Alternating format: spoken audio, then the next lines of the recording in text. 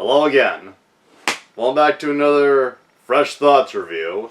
This is another one of my rare attempts to do a book review, and I've done two of these so far. The first was for Brad Jones, aka the Cinema Snob's debut novel, Class of A6, and earlier this year, Stephen King's now out of print novel, Rage. Today I'm going to be talking about the very new, very fresh release, second novel by Brad Jones, Bat Pussy. Yes, that is the real title. It's a, as he puts it, fictitious history book about the making of the 1971 Batman porn parody, Bat Pussy.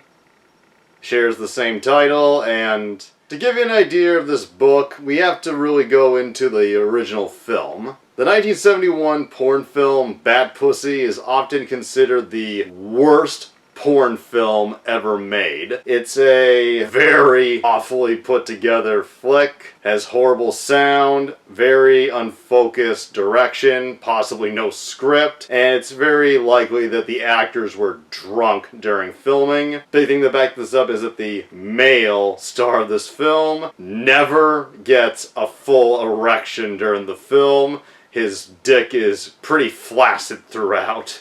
And as you may expect, because the Cinema Snob tackles porn films, he has reviewed this movie not once, but twice. Once in a traditional episode of the show over on his website, where all the sex and nudity was black boxed. And once again, one of his exclusive DVDs, the Cinema Snob's Unerotic Fantasies, where all of the unsexiness was shown in its full uncensoredness to everybody's, pleasure. If I'm fucking you in the ass, it don't make no difference whether it's you or a man, because I'm gonna get me some good ass. Can we see the Bat Pussy mobile at least? And the thing about Bat Pussy from 1971 is that no one knows how this fucking movie was made. No one knows how it came to be, mostly because there is no cast or crew credits on this film. It's unclear even who the stars of it were. So, as Brad put it, and when talking about why he was going to write a book about the making of, he doesn't know if this is how it was made, but it's how he would like to think it was made. The best thing I can compare it to is the 2000 movie Shadow of the Vampire, a film that's about the making of the 1922 silent horror classic Nosferatu, but from a very fictitious point of view. How dare you destroy my photographer! Did I kill? I can't remember. Why not the script girl? I'll eat her later.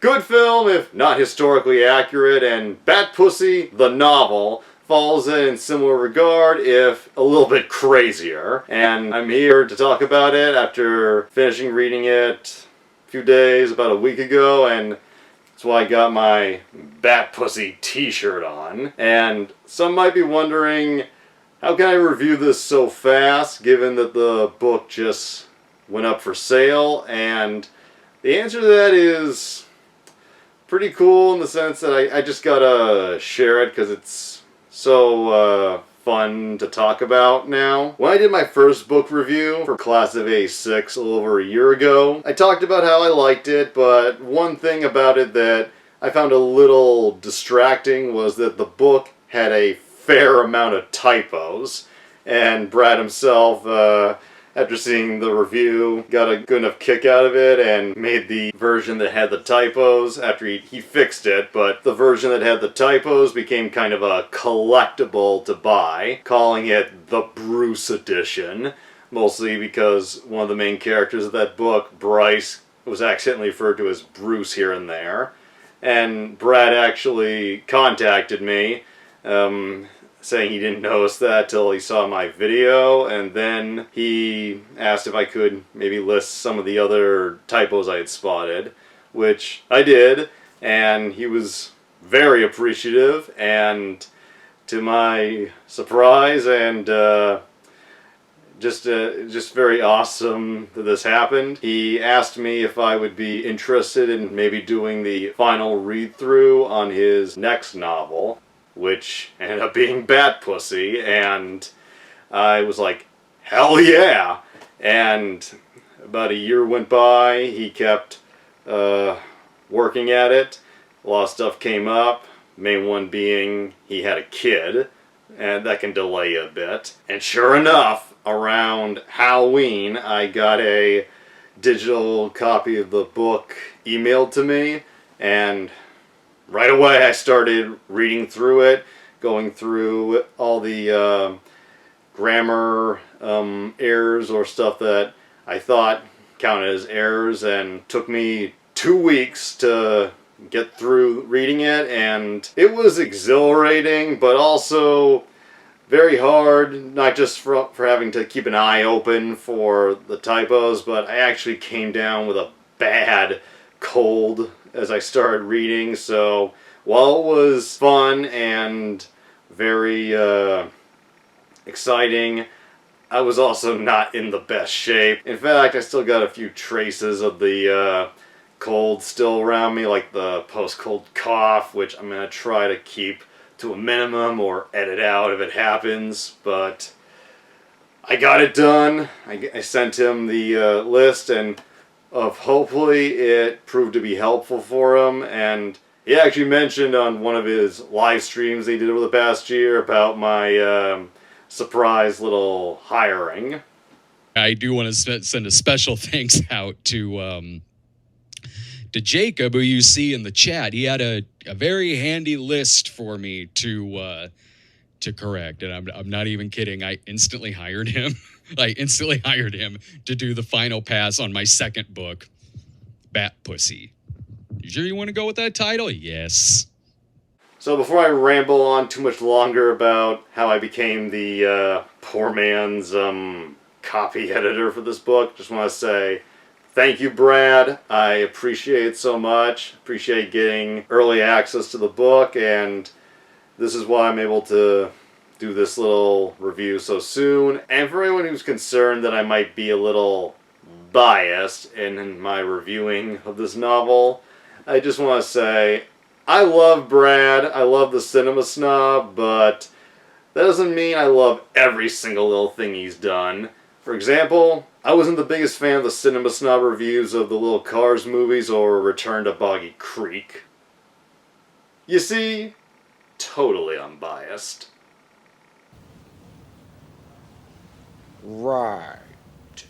But in all seriousness, I am going to be fair, and as I always do, for the sake of fairness, I did list the cons I had with the book, and I will get to that, but just want to say up front, I did really enjoy this book. I enjoyed reading it, even though my main focus was to spot any typos and whatnot. But I found the novel to be very fascinating. It captures the love of filmmaking, the love to be creative, very perfectly. I mean, it's about one of the worst movies ever made, but the story of the people that made it kind of falls into the same camp of filmmakers such as Edward D. Wood Jr. and Jim Wynorski, where their product may not be the greatest, but you can definitely tell they like what they do, and even if you're working on a low budget,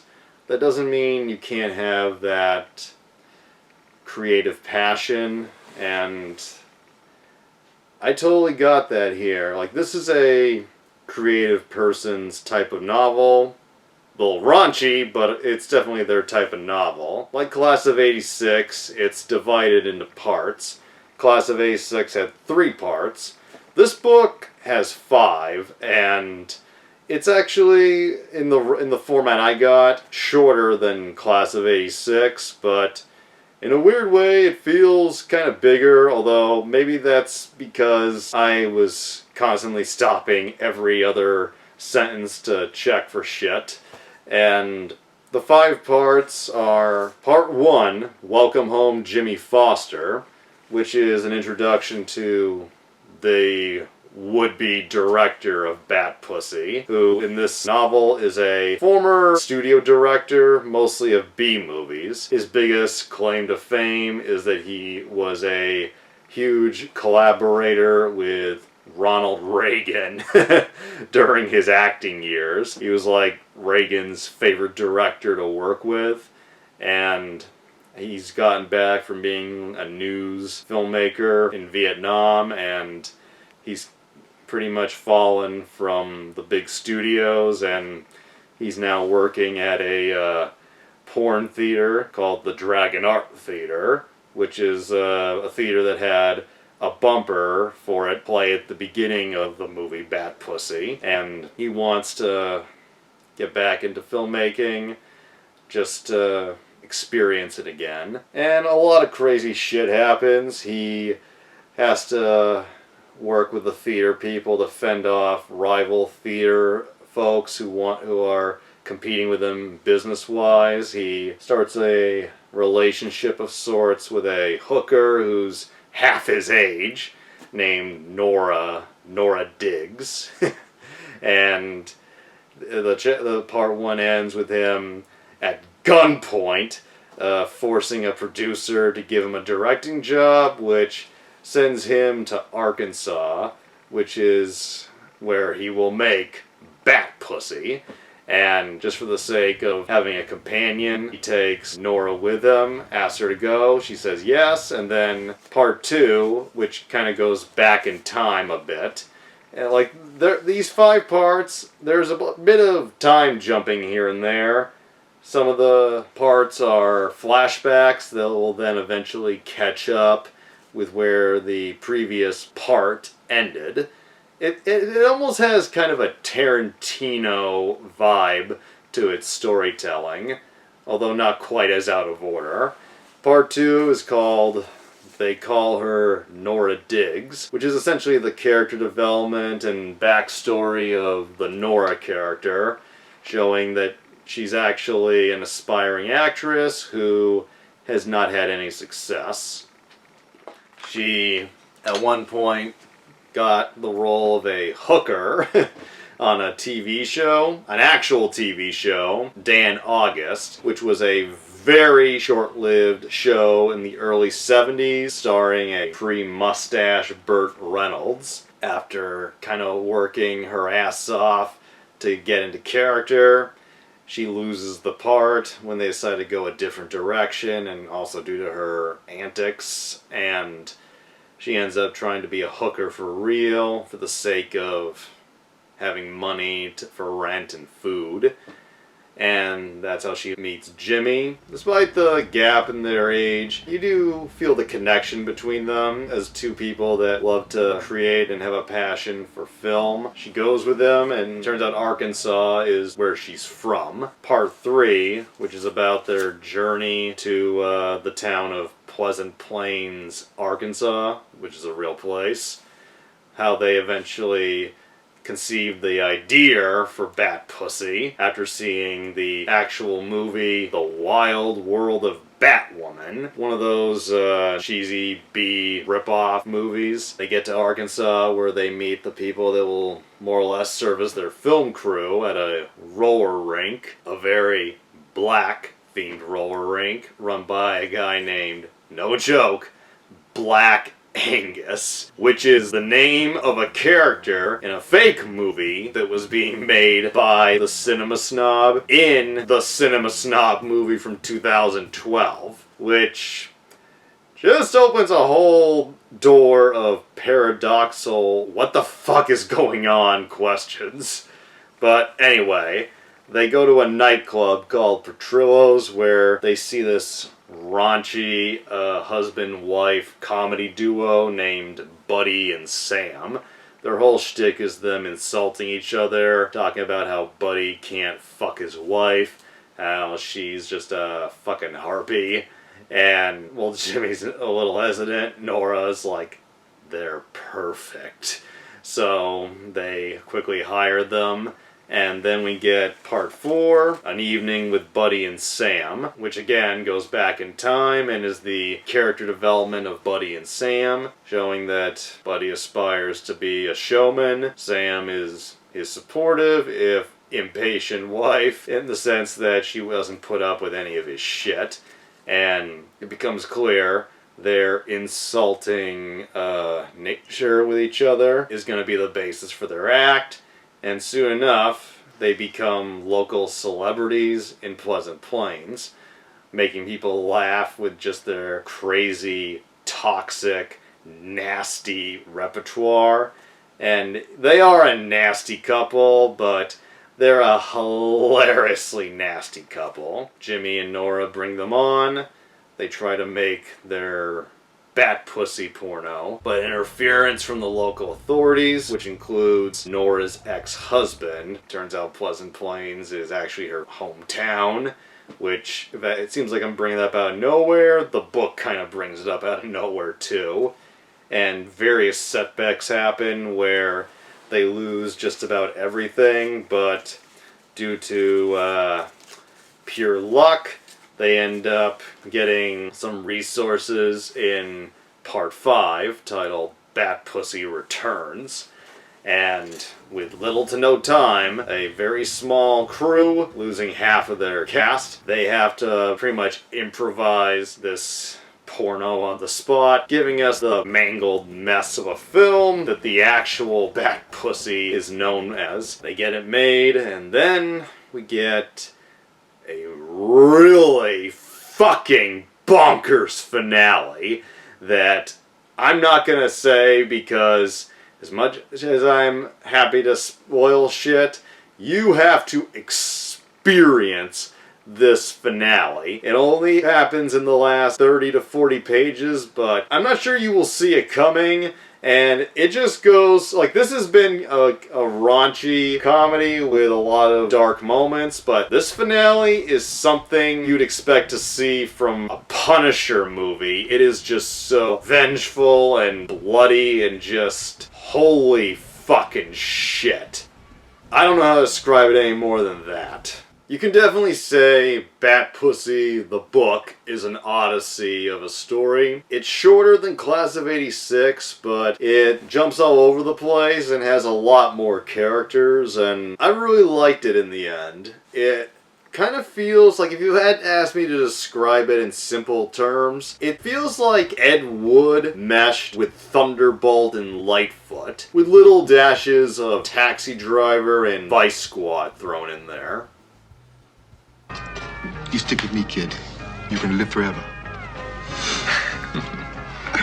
And as I said, I would be fair and list what I considered my cons with the book, so without further ado, let's get this part over with. While I really did enjoy and get into the filmmaking aspect of the story, I would say that part 2, They Call Her Nora Diggs, is my least favorite of the 5 parts for various mixed reasons. Like, there's a lot in part 2 I did like. The introduction of Nora taking an acting class is really interesting, and good lampoon on the acting class crowd and how pretentious those motherfuckers can get.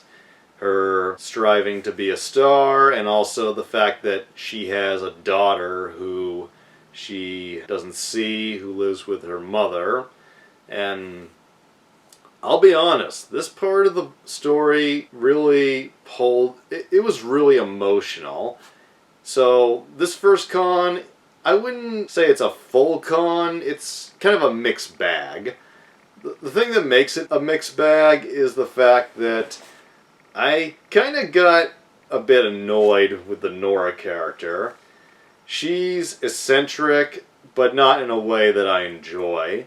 She gets the part of the hooker on Dan August, and her method of getting into the character kind of got on my nerves. Like, she goes out, tries to talk to sex shop folk, she meets a pimp who she gets to educate her in the world of prostitution, and a lot of her actions in this part are really fucking brainless and dangerous to the point that it's like when you watch someone speed really fast from a distance and you're like, oh, hit something, you fucking idiot, just so that they can learn a lesson.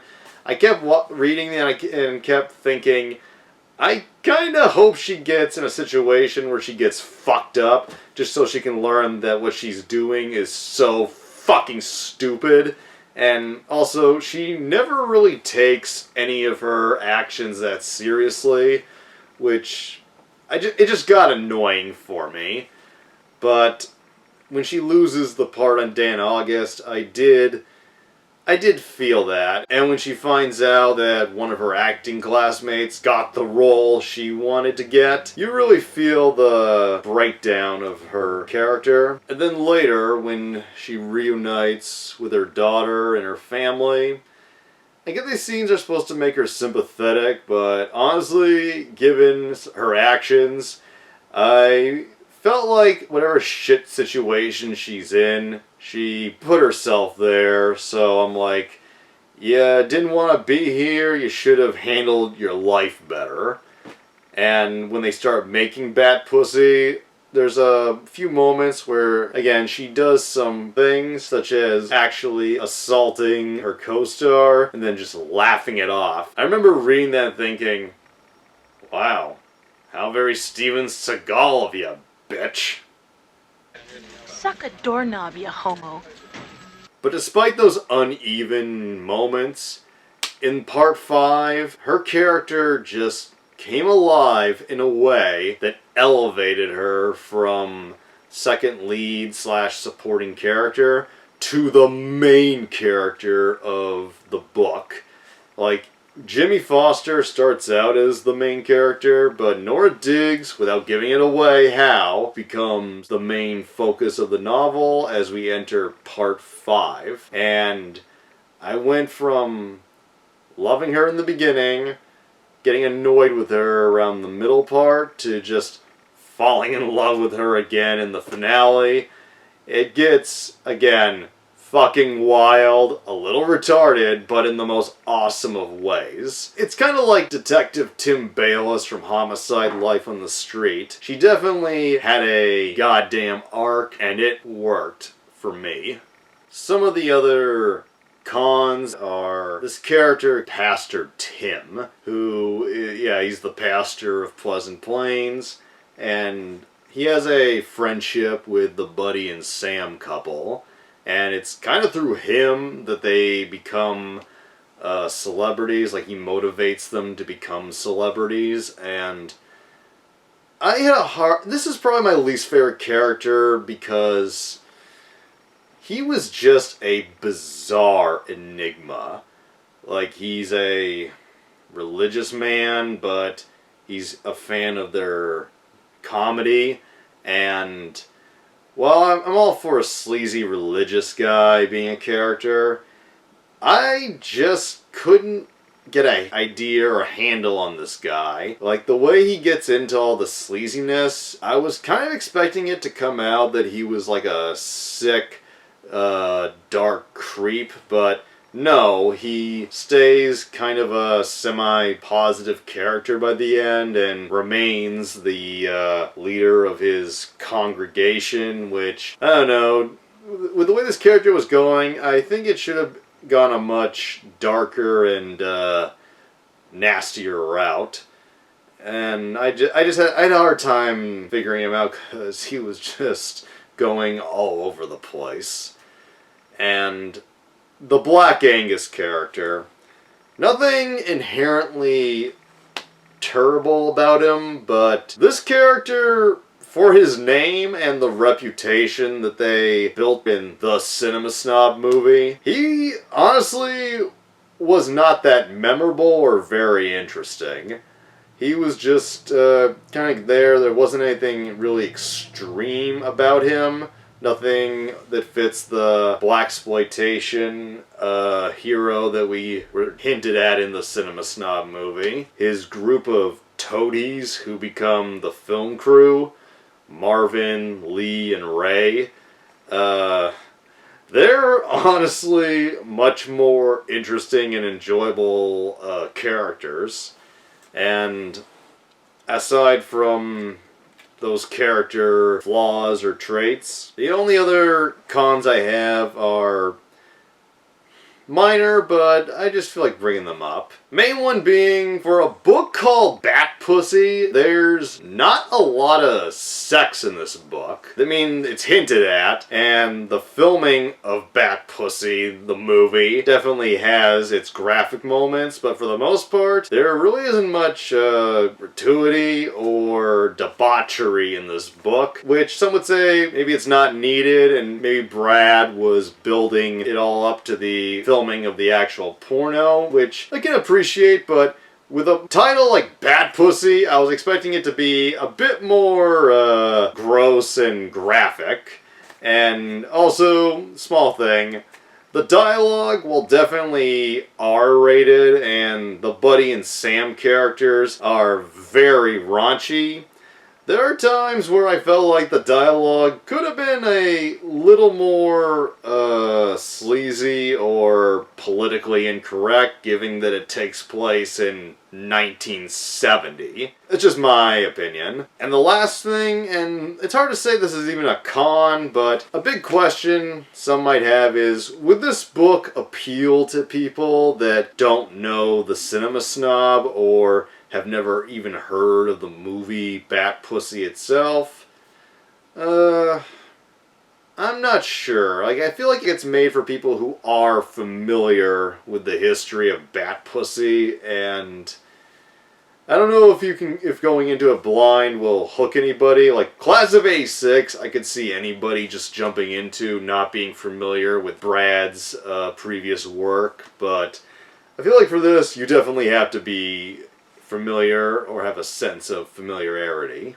But those are my cons, and let's get into what I consider some of the big positives. I've gone over how the book really captures the drive, passion that comes with wanting to create, and I can't emphasize that enough. And the Jimmy Foster character, while he has a few questionable moments, not as much as Nora Diggs, he definitely is a character who you can get behind, especially if you make movies or want to make movies, and you can really grow to enjoy and even respect his drive. But the best characters, hands down, are Buddy and Sam. When they entered the story, it just came alive in a way that it was already enjoyable, but they brought it to a whole new level, and they are genuinely hilarious, and I loved reading their back and forths non-stop. Like, I just didn't want these characters to leave, and while they may be a unpleasant couple, you definitely get a genuine feel of they do care about each other. Just, this is their way of doing it, and while they may not be a couple you want to emulate, you definitely love being in the same space, as long as things stay just verbal. In terms of antagonists, there's a few, and a lot of them come from the Dragon Art Theater, and they're entertaining, but the best antagonist in this book is this character named Deputy Dale in Pleasant Plains, who is not only a deputy on a pretty dirty police force, but he's actually Nora's ex-husband, who, despite being divorced, is still very obsessed and possessive of her. And this character is like a tick that just latches on and won't leave. He is honestly one of the best villains I think Brad Jones has ever created. He is unpleasant, he's annoying, but in a way that drives the plot, and he plays a big part in the last half of the book. You just grow to fucking hate him. You hate everything about him, and you're just rooting to see him suffer. I can't describe him enough beyond he makes Dean Corll from Freak Out, Max Force and Jack Stone from Cheap, and Zalman and Steele from The Hooker with a Heart of Gold look more likable. Also, the chaotic breakdown of the first attempt to make Bat Pussy and just the unfolding of events that lead to the movie that people know it's executed flawlessly. It totally explains in this fictitious story how such a ugly mess could even come to fruition. And everything I have to say, like, I'm not going to spoil the big finale, but everything I have to say at this point is kind of in a spoiler-esque sense, so if you don't want to know these particular parts, which is about callbacks, because like Brad, he does callbacks to previous movies he's covered, showcases surprise characters that you might know from another medium. So if you don't want these callbacks to be spoiled, jump to this time mark. At the end of the book, it's hinted that the film print of Bat Pussy is going to end up at the Paris Adult Theater in Memphis, Tennessee, which, after doing a little trivia check, I found is the actual theater where the only known copy of Bat Pussy was found that led to it getting its eventual DVD and, I think, later on, Blu-ray release. That was just cool. Nice little tie-in. And I said those callbacks. The main one that I revealed is that Black Angus, the character in the movie within the movie, is a character here, but we get other characters who have been featured in some of Brad's previous work. The main one being that made my jaw drop when I first read it was that Nora Diggs has a daughter named Donna. So Nora's daughter is Donna Diggs, who was the main female character in Brad Jones's 2007 movie, Midnight Heat. We don't work, we don't fuck, we don't get our fucking money, or all those precious little tips, and then what the fuck do you think happens? Martin says we stick to our regulars, and only our regulars. It's wild and kind of sad that she ended up becoming a streetwalker just like her mama, but hey, as the song from the 1987 porno Deep Throat 2 says, like mother, like daughter.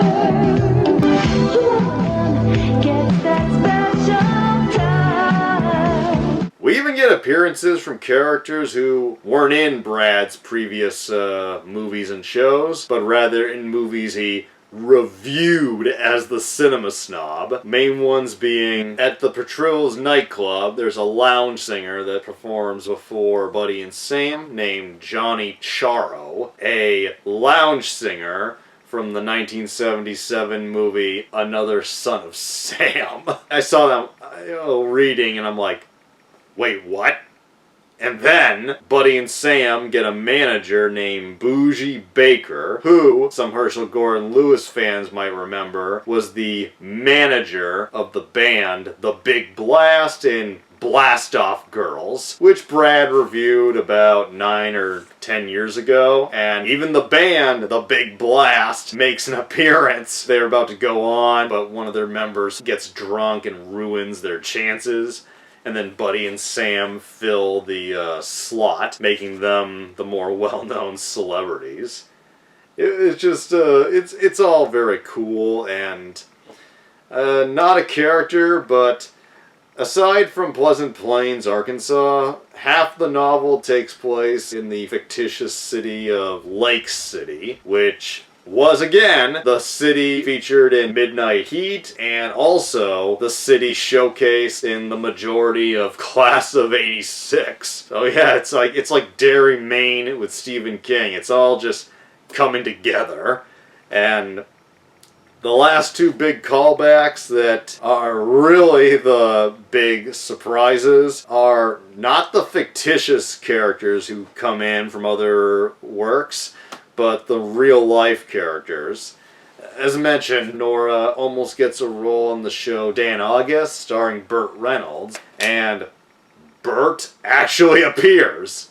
It's only one scene, but he's there, and it's cool, and it kind of shows why Nora should have really thought through some of her actions before they kind of fucked up her chances.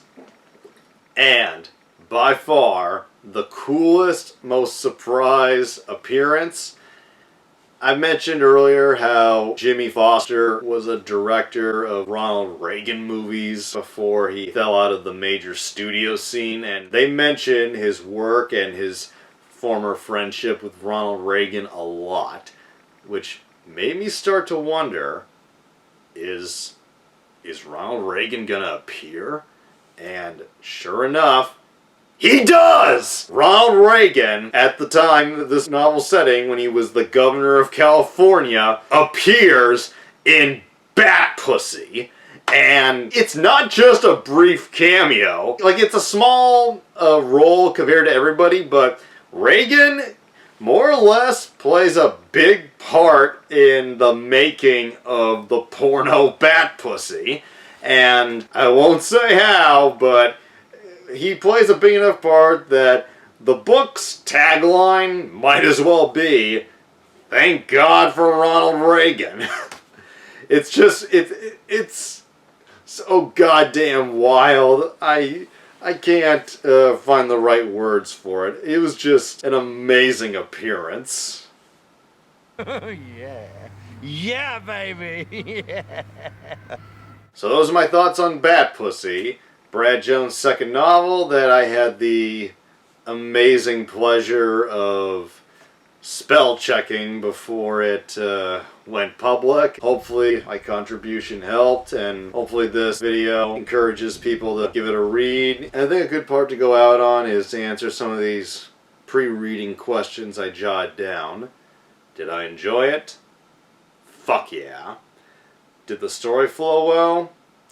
With the exception of a few parts in part 2, yes. Were the characters interesting? Oh yeah. Not always likable, but they were, with the exception of maybe Black Angus, very interesting. Nora, Jimmy, they are two very compelling characters, if a bit uneven, but in the end, you just love them. Is it better than Class of '86? I